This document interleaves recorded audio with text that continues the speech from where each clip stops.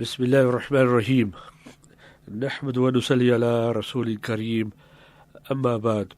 First of all, we praise Allah subhanahu wa ta'ala for blessing us with Iman, and we praise Allah subhanahu wa ta'ala for blessing us with Islam, and we praise Allah Jalla Majdahu for making us from the ummah of Nabi Akram sallallahu ta'ala alayhi salatu wasalam. Alhamdulillah, we are on part 5 in our series Wisdom of Actions, and we have discussed these 5 branches of knowledge that is fundamental for man's continued existence. I will mention these 5 branches of knowledge so to create a link from where we stopped in part 5, so that we can proceed smoothly into part 5, and then we know exactly why these 5 branches of knowledge are so important and so essential, and why they are fundamental, and why they are necessary for our continued existence, and let alone our continued existence. But these branches of knowledge were granted to all of mankind from the time of Hazrat Adam alayhi salam until the time of Rasulullah sallallahu alayhi wasallam. These branches of knowledge were revealed to all nations and were revealed according to the potentiality and the competence of the people of the time. So in brief, so that we are up to speed and we know and we have an idea of these branches of knowledge. Number one, the knowledge of Allah's oneness and His attributes. It is necessary for man to know that the being whom he worships is only the one deity, and that none but him deserves to be worshipped. He also needs to know what the attributes of this deity are, and that he, Allah, is free from all faults, defects. And Allah makes it clear that all His attributes are totally unlike those of people, because it is in regarding Allah's attributes to be like those of man. That is when shirk starts. That when people link man, creation, and they think that Allah is like the creation, and they give shape to Allah subhanahu wa ta'ala, that is when shirk starts. And the second type of knowledge is the knowledge of the acts of Allah. Man needs to know how to worship Allah subhanahu wa ta'ala so that he is not misled and is not astray. Third, the knowledge of beneficial practices. Man needs to know what practices will benefit him in this world. And as I am mentioning these knowledges, one will realize the role of the Anbiya alayhi salam, whether it is from Hazrat Adam alayhi salam right up to Nabi Akram sallallahu alayhi wasallam, that all these Anbiyas, they came to teach mankind about Tawheed and how to worship Allah, how to practice in daily life. And it is also, fourthly, the knowledge to prove things, especially related to us. It is necessary for Muslims to be able to reply to the doubts and the objections to Islam that are raised by the kuffar. Fourthly, the knowledge to lecture and advise, because just as iron rusts, so too the heart rusts with too much exposure to this world. Now these 5 branches of knowledge, they are sent down and revealed to all the Anbiya alayhi salam, because, and they have been revealed to mankind. Why? And when? The type of people to come in the future. The potentiality of the generations as they followed each other. The angelic instinct, spiritual capacity of the people, because it is this that need to be fed. The inclusion of such practices that were needed for the reformation and the survival of the people. Now, here there are two things I would like to state before proceeding. That we generally make a fundamental error. That we take this word deen and sharia, and we do not make a differentiation between deen and sharia. We regard these as synonyms, whereas they are not synonyms. Technically speaking, deen is different and sharia is different. Deen, from the time of Hazrat Adam alayhi salam, 124,000 Anbiya alayhi salam, they came with one deen, but different shariats. And this deen, they came with the usul deen, the fundamentals of deen, the basics of deen. And every Nabi, whether it be Hazrat Adam alayhi salam, Hazrat Yusuf, Yaqub, Dawood, Sulaiman, Elias, Nuh, Musa, Harun, Sulaiman, any Nabi, any Rasul, when they came to preach and propagate, they preached and propagated the usul of deen, the fundamentals of deen. And these fundamentals of deen, they are three. And these three, what are they? Tawheed, Risalat, and Akhirat. Whether it be Hazrat Adam alayhi salam, Yusuf, Musa, Dawood, Sulaiman, Harun, Elias, any Nabi, every Nabi, upon all be peace, they preached these three. Tawheed, Risalat, Akhirat. To explain, so that the matter becomes clear and simple to understand, when Hazrat Musa alayhi salam called to the Bani Israel and the people of Firaun, he told them that Allah is one. Secondly, he told them that he is the Rasul of Allah. And thirdly, he told them about the Akhirat. So whether it was Ibrahim alayhi salam talking to Nimrod, etc., this was the message. Allah is one, Tawheed. He is the Rasul of Allah. And Akhirat, the day of accountability, judgment, retribution. So any Nabi, when you study in Quran Kareem the lives of the 25 Anbiya alayhi salam, which have been recorded in the Quran Kareem, then you'll find these three common factors. And everyone calling towards Tawheed, Risalat, Akhirat. And one fourth thing.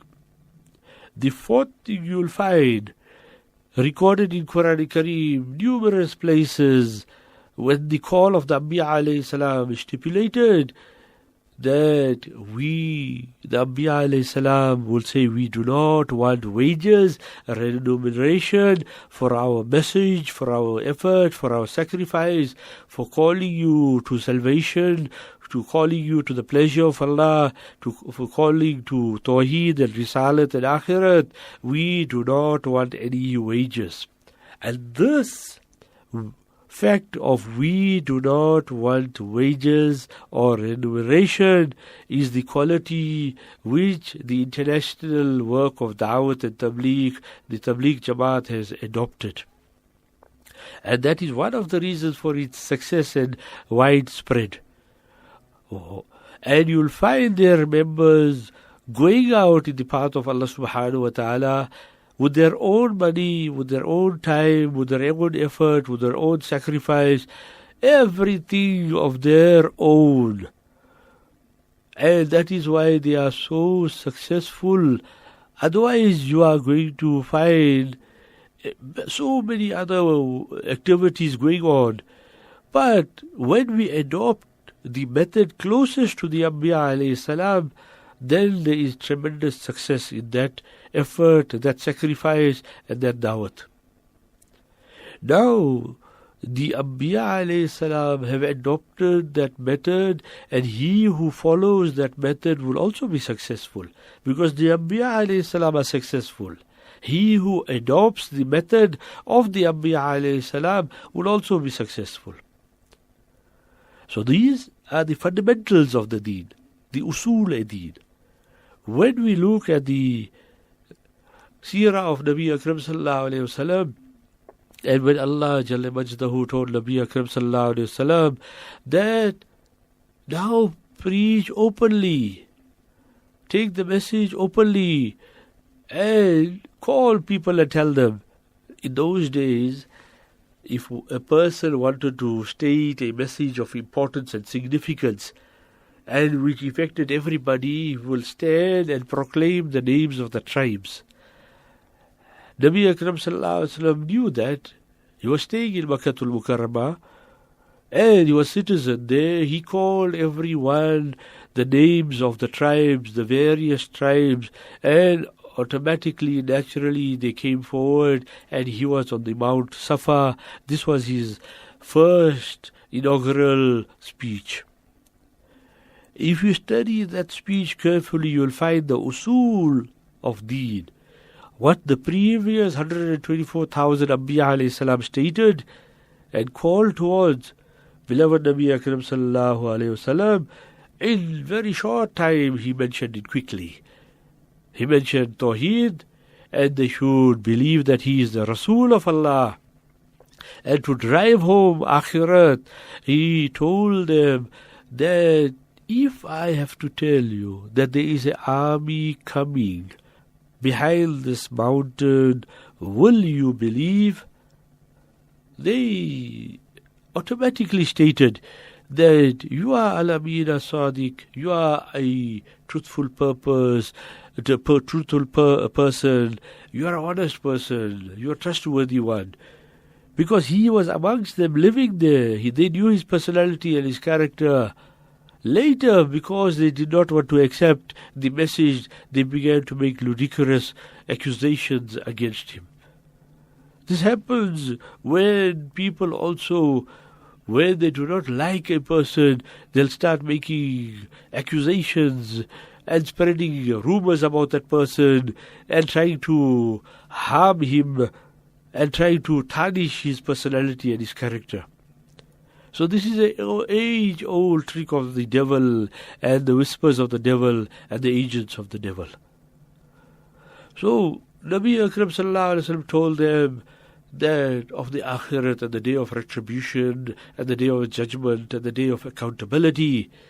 That is when Abu Lahab, the disgusted fellow, disrupted that meeting, and he said, "Did you call us for this? And did you gather us for this?" That gathering was disrupted. However, point I want to make is that see Nabi Akram sallallahu alaihi wasallam immediately he preached and propagated the fundamentals of deen, that is Tawheed, Risalat, Akhirat, quickly.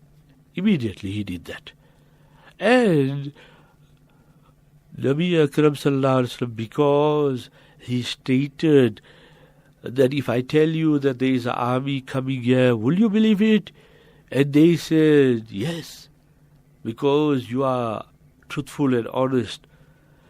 Because Nabi Akram sallallahu alaihi wasallam, he said those words, it materialized. Because everything which Nabi Akram sallallahu alaihi wasallam says is truthful. Everything which Nabi Akram sallallahu alaihi wasallam says is barhaq. No one can doubt. As long as it is proven Nabi Akram sallallahu alaihi wasallam said it, it can never ever be wrong. Many years later, the conquest of Mecca, you will find that the army came from that direction behind Safa as part of one of the contingents, one of the sub-armies to conquer Makkatul Mukarramah. Now when you look at the Sharias, I told you that the deen from the time of Hazrat Adam alayhi salam right up to Nabi Akram sallallahu alaihi wasallam, the deen and its fundamentals, they are basic. And the Shariat vary. In the Shariat of the previous nations, you will find certain laws and ahkam that you do not find in our Shariat. Our Shariat is the end result and of the procedure, the progress of all the other Shariats coming to a point of termination and conclusion and perfection in our Shariat. In the time of Hazrat Adam alayhi salam, that whenever his wife gave birth, she gave birth to twins, one male, one female. And when she gave birth the second time, same thing, one male, one female. And the law in those days, remember that mankind is now starting. So the law for that Shariat, for that time, was why? Was what at least? That the male of the first pair should marry the female of the second pair. And the female of the first pair should marry the male of the second pair. That's how it went until now it became populated and alhamdulillah later changed when population increased. In other Shariat you will find that the sajda, prostration was permissible. And certain scholars say, certain mufassirin say, that the sajda of those days meant not full sajda as we do it, but bowing. Like how you get in the ayat, warka'u ma raki'in, that make sajda, make ruku like those who make ruku, and that was not a full ruku like how we make it. So in those days that sajda was not a full sajda like how we got it. What I am trying to say, you cannot justify that you can make sajda a tazimi or sajda of respect and honor in these days to living or dead people, to statues or graves. Now, in the time of Adam alayhi salam, the Malaika made sajda to him. In the time of Yusuf alayhi salam, the brothers made sajda to him.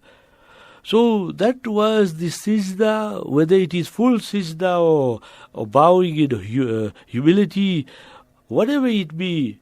No one in our Shariat, in our time, in day, say that, see, that it is stated in Quran Kareem that the Malaika made sajda to Adam alayhi salam, the brothers made sajda to Hazrat Yusuf alayhi salam. Therefore we can make sajda to our pious personalities and our people and the graves and the statues and the photographs and the pictures of our pious personalities. That is not a reasonable argument, because the Shariat of bygone is not applicable, especially when we have got a clear hadith of Nabi Akram sallallahu alayhi wasallam that Sahaba Ikram radiyallahu ta'ala anhum ajma'in, they returned from a journey stating to Nabi Akram sallallahu alayhi wasallam that we have come from those places where the subordinates, the subjects, they make sajda to their kings, and you are more worthy than the kings. So allow us to make sajda to you. So here, Nabi Akram sallallahu alayhi wasallam, the Sahib Sharia, he is saying that if I allow sajda, I should have allowed the wives to make sajda to their husbands. So clearly he is saying that it is haram for any human to make sajda to any human, let alone a dead one or a statue or an idol or a photograph or a picture or a grave or whatever it be. So sajda is only for Allah subhanahu wa ta'ala. I'm explaining the differences in the Sharia. That the previous Anbiya alayhi salam, their Sharia was different than ours. In their Sharia, when impurities, sperm, etc. fell onto the cloth or the body, the piece of cloth had to be torn and ripped off. And the body, if the impurity fell on it, then that part had to be ripped off and torn out. This does not apply, fortunately, to our Sharia, because a rule, universal rule, when you look and study carefully the Sharia laws, it is easy. Why? Because of our spiritual capacity. The spiritual capacity of people gone by was different, and ours is different. That is why these five at least branches of knowledge were there, because it was for the type of people to come in the future. So one Sharia law was designed and it was stipulated in a particular manner so that it could progressively, smoothly be a transmission into the next Sharia. And the Sharia, the potentiality of the generation as they followed each other. So the Sharia studied from Hazrat Adam alayhi salam right up to Nabi Akram sallallahu alayhi wasallam was interlinked so that there could be a smooth transition and transmission from one Sharia to another Sharia, so that we today are so fortunate. We have got the Shariat, which is easy, simple, perfect, and which suits our spiritual condition, just like the Shariats of the past suited their spiritual condition of their ummats. And that the spiritual capacity of each ummat was taken into consideration when the Sharia was brought onto them. Now in this is the reformation and the survival of the people, because the Shariats are designed so that proper reformation takes place and survival of the people takes place. And also that these five branches of knowledge, which we have mentioned in the starting of the program, it aids and supports the enforcement and implementation of these Shariats. Now the spiritual state of these branches of knowledge at the beginning, when Allah planned the creation of this universe, it was necessary to first create the Malaika because of their deep relationship with mankind.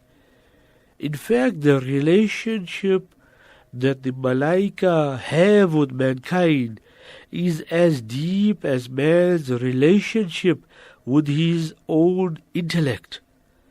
Without this intellect, there remains no difference between man and animal.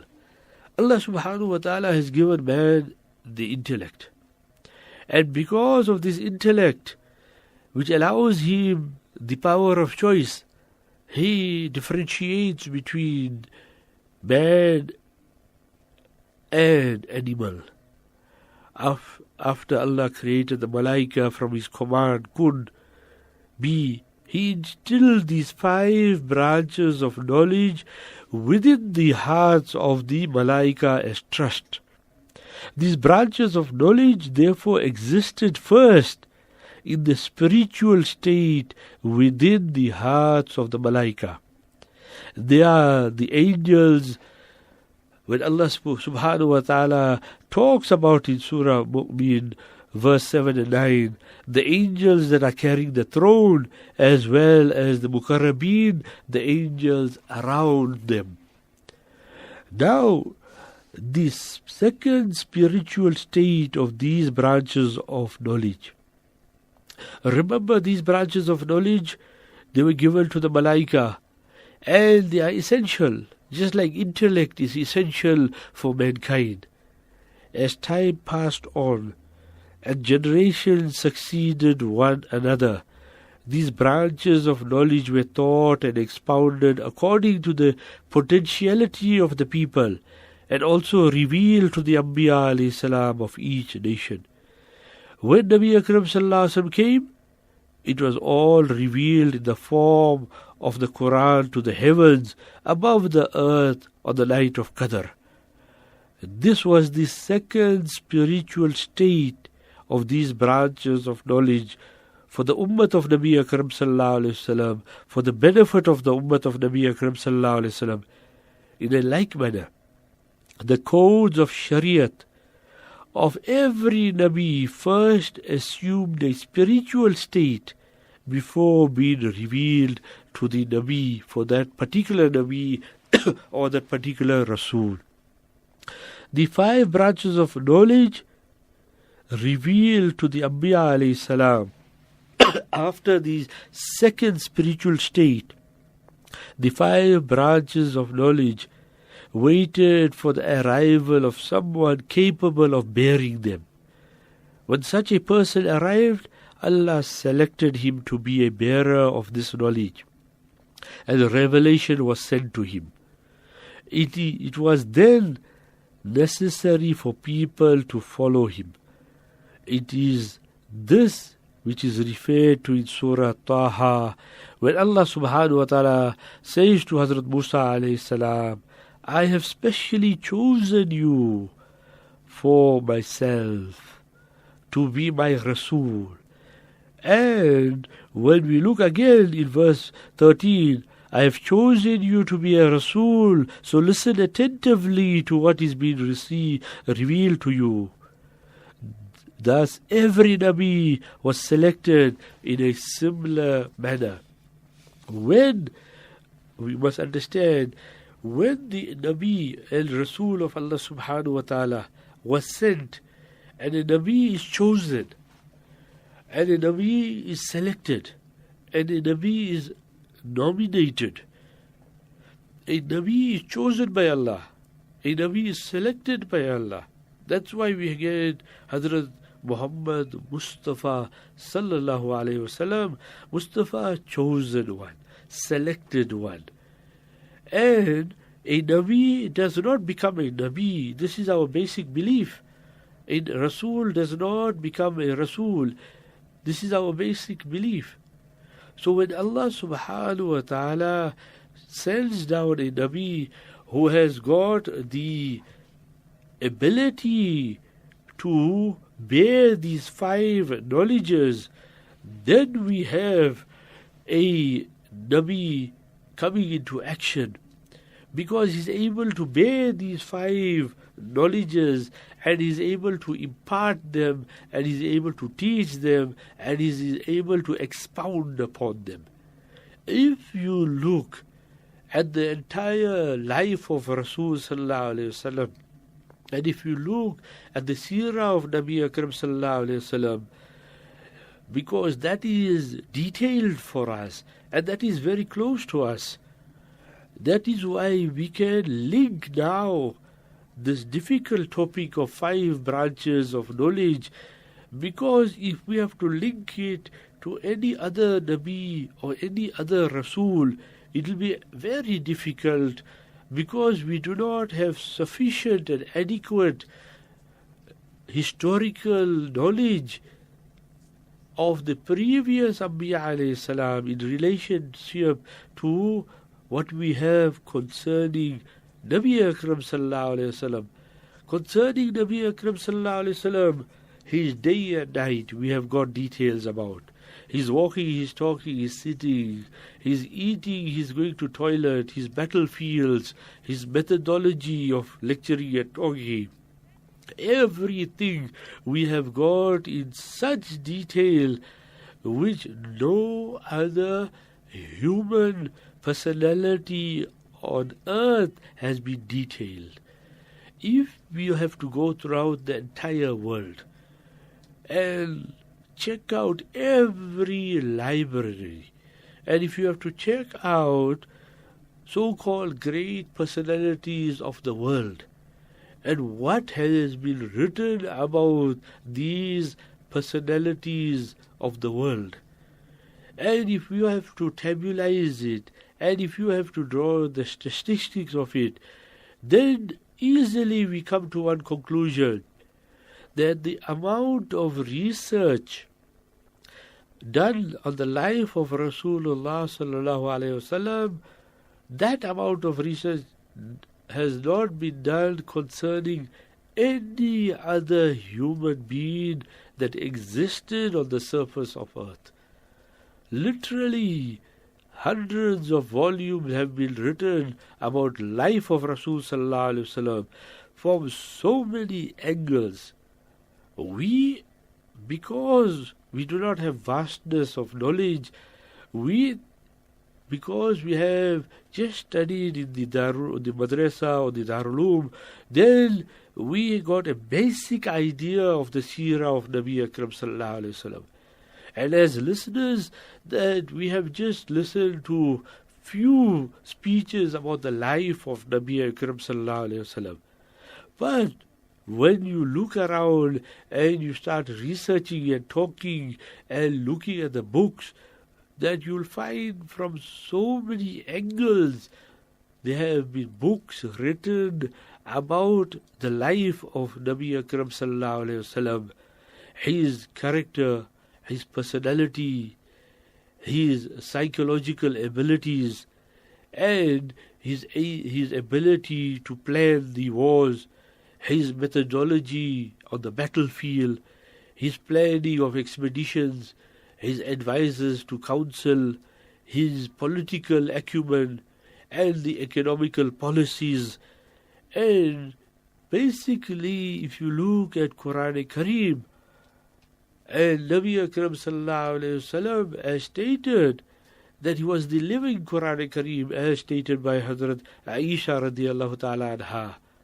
And easily then you will come to realize that Nabi Akram sallallahu alayhi wasallam, the chosen Nabi of Allah subhanahu wa ta'ala, the best Nabi of Allah subhanahu wa ta'ala, the chief of the Anbiya alayhi salam, that when he came with his call and responsibility, when he came with his message, then he expounded, he elucidated these 5 branches of knowledge that we have just discussed in the series previously. And these 5 branches of knowledge, the knowledge of Allah subhanahu wa ta'ala's oneness and the attributes of Allah subhanahu wa ta'ala.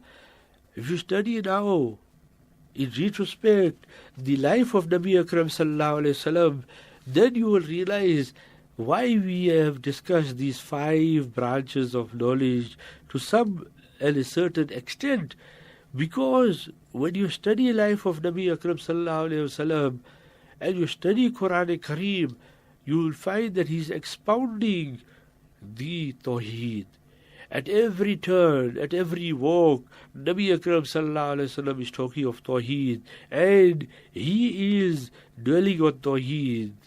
That is why when the Kuffar and Mushrikeen and the Quraysh, the leaders, came to Abu Talib and told him that stop your nephew, that curtail your nephew, that come to some terms with your nephew, that he's attacking our gods, and he's causing division here by calling towards one Allah Ta'ala. And now he's putting us into disarray. And he's telling us to leave the religion of our forefathers. And he's telling us to leave the worship of our forefathers. And he's telling us to discard the methodology of our forefathers. And he's inviting us to something new, Tawheed. And he is clearly speaking those things which are hurting us because he's talking against our gods. And they were convincing Abu Talib to tell his nephew Nabi Akram sallallahu alayhi wasallam that give it up. When Abu Talib, he mentioned this to Nabi Akram sallallahu alayhi wasallam, and he presented the case of his friends, those enemies of Islam and Tawheed and Risalat, and those enemies of Nabi Akram sallallahu alayhi wasallam, and when he presented their plan of action and negotiation, that is when Nabi Akram sallallahu alaihi wasallam made those famous statements that if you place the sun on my right hand and the moon on my left hand, I will still not abandon the call. The call to what? Call to Tawheed. And either I perish in this, but I will not give up this call of Tawheed. So can you see the first branch of knowledge?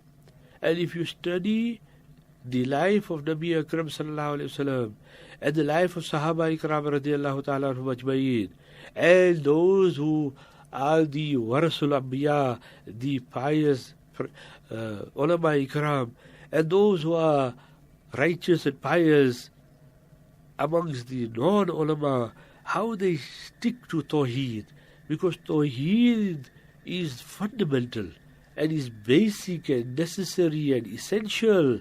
And this is the branch of knowledge that has been nowadays not fully understood and neglected to a great extent.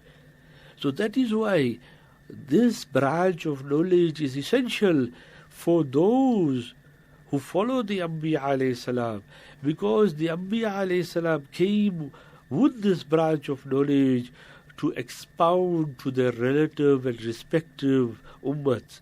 And Nabi Akram sallallahu alayhi wasallam, you will find and you read, now when you read any seerah book and when you hear any seerah, you will find that what we are saying makes a lot of sense, because the call to Tawheed and knowing that Allah does, and Allah is our Rabb, and Allah does everything. That is why you will find that any spiritual reformation activity or movement or work has to start with Tawheed and has to emphasize and stress on Tawheed, because in that call towards Tawheed is calling towards something basic, and as we have stated, that Tawheed, that is the cornerstone of Islam. Now when you look at the life of Nabi Akram sallallahu alaihi wasallam, then you will find that that second branch of knowledge that we are talking about, that man needs to know how to worship Allah, you will see clearly that Nabi Akram sallallahu alaihi wasallam teaching Sahaba, like how he taught Sahaba, it is recorded in the Hadith, he should teach them the At-Tahiyyat, the Tashahhud, like how he was teaching them Surah Fatiha. And for every occasion, for every time, for the eclipse, for the rain, and for the drought and the famine, everything, and for every occasion, even when coming and going out of the toilet and eating and sleeping, relationship with the wife, every time the du'as have been taught. So the deen has been perfected for us and made easy for us, and especially the deen of Islam. When we look at Islam and what Nabi Akram sallallahu alaihi wasallam has left for us, we are not lost cattle. And this branch of knowledge, how to worship Allah subhanahu wa ta'ala, has been expounded to such details that, and it is such a cardinal and fundamental aspect, that if you have to talk to any denomination of any other religion, and you have to ask them, see, you believe in any Nabi, even if they tell you Isa alayhi salam, Musa alayhi salam, whatever it is, they will not be able to tell you how to worship Allah Jalla Majdahu like how we Muslims know it. In 2 rakats of Salah, There are literally thousands of masalas attached to it. 8 preconditions of before even starting the salah. So our method of worship has been minutely detailed. If you ask any person of any other religion, he will not be able to detail it, his form of worship, like how you as an ordinary layman can detail 2 rakats of salah. That other person of the other denomination will never, from now until the day of Qiyamah, detail his method and methodology of worship, of how to gain proximity to Allah. But this knowledge that we have been talking about has been detailed by Nabi Akram Sallallahu Alaihi Wasallam. Famous incident you and I know, that a Sahabi came in the gathering of Nabi Akram Sallallahu Alaihi Wasallam, and he quickly made his salah and joined the gathering of Nabi Akram Sallallahu Alaihi Wasallam. Nabi Akram Sallallahu Alaihi Wasallam told him, "Kum, fasalli, stand up and go perform salah, فَإِنَّكَ lam tusalli." That it is as if to say, you have not performed the salah. So Sahabi quickly went and made salat, quickly made his postures and came back. Again Nabi Akram Sallallahu Alaihi Wasallam told him, "No, go stand up." It is as if to say, you have not made your salah. And this happened 3 times. Then Nabi Akram Sallallahu Alaihi Wasallam told him that, "Come and perform salat kama ra'aytumuni." That how you see me performing salah, you perform salah. So he taught everything to the Sahaba Ikram radiyallahu ta'ala anhum ajmain. Perfectly he taught them, so that we can benefit, and we are so fortunate we have got a explicit, detailed Sharia and how to worship, how to go towards Allah Ta'ala. Just to mention and clarify, perhaps some person may just understand the story and the incident and may think bad about the Sahabi. Ulama Ikram have written that Sahabi, why he quickly was making his salat and going back to the gathering of Nabi Akram Sallallahu Alaihi Wasallam, it was because he did not want to miss out any time with Nabi Akram Sallallahu Alaihi Wasallam. That's why he was making the salat quickly and coming and sitting in the noble, blessed, Mubarak gathering of Nabi Akram Sallallahu Alaihi Wasallam. He did not for a moment want to lose out. That is why he was running quickly and coming back to the gathering of Nabi Akram Sallallahu Alaihi Wasallam. And because of the love and attachment and link, obviously, here is the best Nabi, here is the best one walking on the surface of the earth, here is the best creation of Allah Ta'ala. Who will not want to spend time there and sit there and benefit from the spiritual affluence that is flowing there? That is why Sahabi was rushing and performing the salah and coming to Nabi Akram Sallallahu Alaihi Wasallam. Now when you look at this 3rd branch of knowledge, that we need to know that what practices benefit us in this life. So the Nabi of Allah Subhanahu Wa Ta'ala, he even detailed that. Hazrat Salman Farsi radiallahu ta'ala anhu, when the Jews began to mock at him and jeer at him and try to put him in a corner and try to make him feel low, and this is what they thought, he will suffer from inferiority complex. They began to tell him that your Nabi teaches you everything and he teaches you simple and silly things. So Hazrat Salman Farsi radiallahu ta'ala anhu, he did not react how unfortunately these days we react. We generally suffer from an inferiority complex. And that is why you will find people who are so-called intellects, they want to remove their beards and their kurta and the turban and the attire of Islam and the hijab, and even they get so obsessed following the enemies of Islam, that when the enemies are there, then they do not even want to greet another Muslim with Assalamu alaikum. They have got this inferiority complex deep-rooted in their heart because of the educational system and because they have not understood the value of Islam and the value of the Sunnah and the value of being a Muslim. Hazrat Salman Farsi radiallahu ta'ala anhu, how did he react? He said, my Nabi teaches me everything, and he is more beloved to me than my biological father. And he even teaches me how to clean whilst I'm in the toilet. So yeah, Hazrat Salman radiallahu ta'ala anhu, he is giving us a basic idea how to answer also. That we should not be shy of our deen. We should not be embarrassed of our sharia. We should know that the petty things lead to our salvation. And we should not be shy or embarrassed to mention that we know how to clean ourselves in the toilet. Because now when you look at it, that cleaning in the toilet is such an action of hygiene and cleanliness, and the enemies of Islam who externally they look clean and present themselves in the suit, etc., in a clean way and are good for the photograph, but in reality they are full of dirt and stink and muck. Look at it and think about it carefully. A simple Muslim dressed simply, he is a clean one. No bad odor is coming out of that person.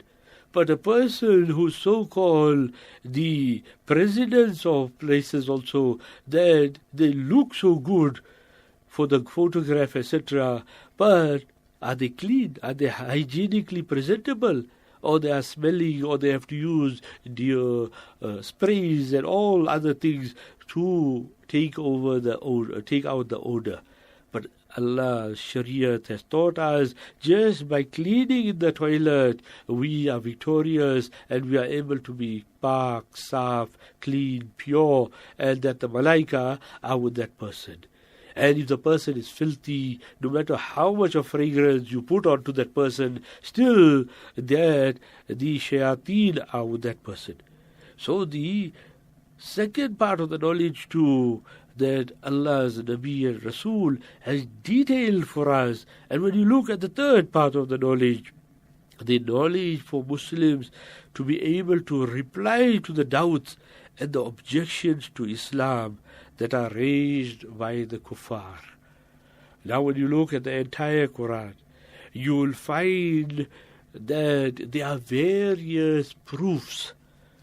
If a person, for example, studies Jawahir al-Quran by Maulana Ghulamullah Khan Sahib Rahmatullah Alayhi, and actually attributed to Maulana Hussain Ali Rahmatullah Alayhi, and you will find there that when he divides the ayats into logical proofs, narrative proofs, and he'll make the objections raised by the deniers and the kuffar and the rejectors of Tawheed and Risalat and Akhirat, and replies are replete in the Quran Kareem against the kuffar and the mushrikeen, and how we'll be resurrected, and how are we going to come before Allah subhanahu wa ta'ala, and how Tawheed functions, and the Qudrat of Allah, and the power of Allah, and the role of the Anbiya, and the knowledge of the Anbiya, and the knowledge of Allah subhanahu wa ta'ala, and Allah has got everything in His control, and everything is in the hands of Allah subhanahu wa ta'ala, and He is the one who gives us dignity, and He is the one who gives disgrace. Everything. If you study Quran Kareem systematically, not on your own, because inevitably what happens when you study Quran Kareem without a proper ustad and a teacher, an alim and a sheikh of repute and knowledge and piety and insight and foresight, then he'll be able to show you how Allah subhanahu wa ta'ala refutes all these false batil ideologies, and how Allah subhanahu wa ta'ala refutes the concept and belief of multiple gods and Trinity, and how Allah subhanahu wa ta'ala at every other turn negates shirk and negates kufr. If you read our effort called Quran Made Easy, before every surah you will find a summary of the surah, and in the summary you will find many places we are indicating towards how Allah subhanahu wa ta'ala, He negates the so-called proofs of the kuffar and the mushrikeen and the evil livers and evil doers. So this fourth branch of knowledge, Nabi Akram sallallahu alaihi wasallam has detailed via the Quran and the Sunnah. In the Hadith you will find many questions posed by the kuffar and the mushrikeen and the Jews trying to test Nabi Akram sallallahu alaihi wasallam, and various answers provided by Nabi Akram sallallahu alaihi wasallam against the so-called proofs of these kuffar and mushriks and these idol worshippers and these Quraysh. Fifthly, you will find the advices, the knowledge of lecture and advices. Now, in the Quran, you will find 500 verses got to do with admonitions, and 500 verses that got to do with orders, and you'll find 500 verses got to do with zikr, etc. And you'll find 1,000 verses got to do with the stories of the Anbiya alayhi salam. Meaning exactly the role of the Nabi and the role of the Anbiya alayhi salam, because they are blessed with these 5 knowledges, and these 5 knowledges they expound, and Quran Kareem is a sufficient testimony to the fact that these 5 knowledges are there.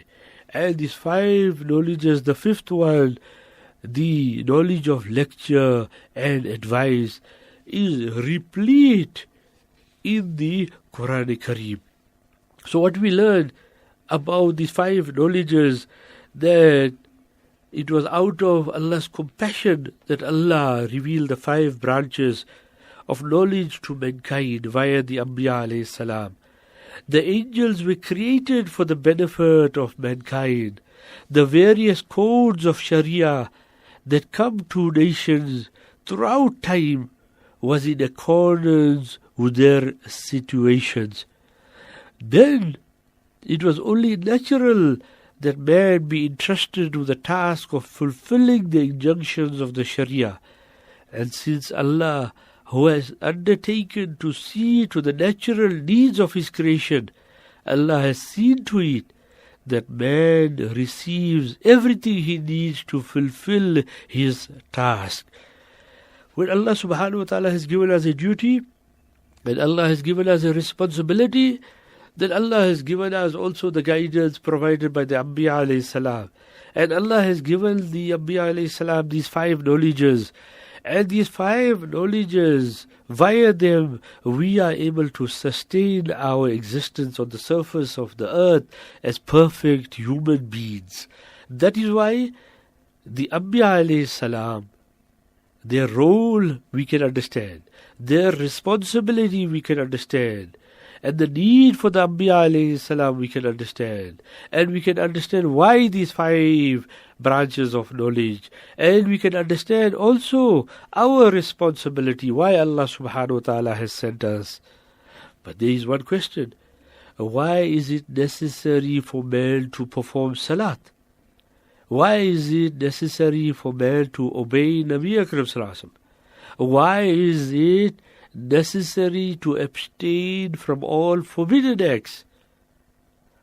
And the reply and the answer is very simple. These are necessary That means to perform the salat is necessary, and to obey Nabi Akram Sallallahu Alaihi Wasallam is necessary, and to abstain from all forbidden acts is necessary, just as it is necessary for the herbivorous to eat plants, and they are forbidden from eating meat. It is necessary for the carnivorous animals to eat meat, and they are forbidden to eat plants. It is as necessary as it for the bees to obey their queen. These are all natural inclinations and necessary for their survival. The only difference is that these creatures are inspired to do this, and man is instructed through revelation and deep thinking. See, the success of the bees and survival of the bees lies in they obeying the queen, and the survival of the carnivorous animal lies in eating meat and not eating the plant. And the survival of the herbivorous animal is to eat the plant and leave the meat. Therefore, for our survival, it is necessary for us to perform salat. And for our survival, it is necessary to obey Nabi Akram Sallallahu Alaihi Wasallam. And for our own survival and our own benefit, it is necessary to abstain from all forbidden acts. But the difference between the animal and us is, the animal, this is because Allah has imbibed them and put in them a natural inclination. They have got natural inclination, whereas we are blessed with the revelation, and we are blessed with deep thinking. We, alhamdulillah, have been given the Quran Kareem. We are blessed with the Sunnah of Nabi Akram Sallallahu Alaihi Wasallam, because you know that the Quran is one form of revelation which we call matlu, and the Sunnah Hadith of Nabi Akram Sallallahu Alaihi Wasallam is another form of revelation which is called ghair matlu, not often recited revelation. And we, by deep thinking, in fact by moderate thinking, we realize that we have to perform salat for our own spiritual benefit and upliftment, and for our own benefit and easiness and comfort and joy and delight and happiness, we follow Nabi Akram Sallallahu Alaihi Wasallam. And for our own spiritual, biological needs and requirements, we stay away from forbidden acts and activities. This whole Shariat has been designed for our own spiritual, physical, biological, political, economical, social benefit. Only it will take us time to realize, a deep thinking and pondering and deliberation, that everything of the Shariat, 100% of the Sharia, is for our own benefit and nothing else. So we make dua to Allah subhanahu wa ta'ala that Allah subhanahu wa ta'ala grant us ability to understand. And alhamdulillah, now we understand that why we require these 5 branches of knowledge, and the importance and significance of these 5 branches of knowledge, which were given passing from Nabi to Nabi, right up to Nabi Akram Sallallahu Alaihi Wasallam. And now that we have got these 5 branches of knowledge on a plate for us to just act upon them and utilize these 5 branches of knowledge for our own benefit. May Allah Ta'ala grant us ability to be with Iman, stay with Iman, live with Iman, die with Iman, and be resurrected amongst the Anbiya, the Siddiqeen and the Shuhada, and the Sulaha, the pious, on the Day of Judgment. Wa akhiru da'wan, alhamdulillahi rabbil alameen.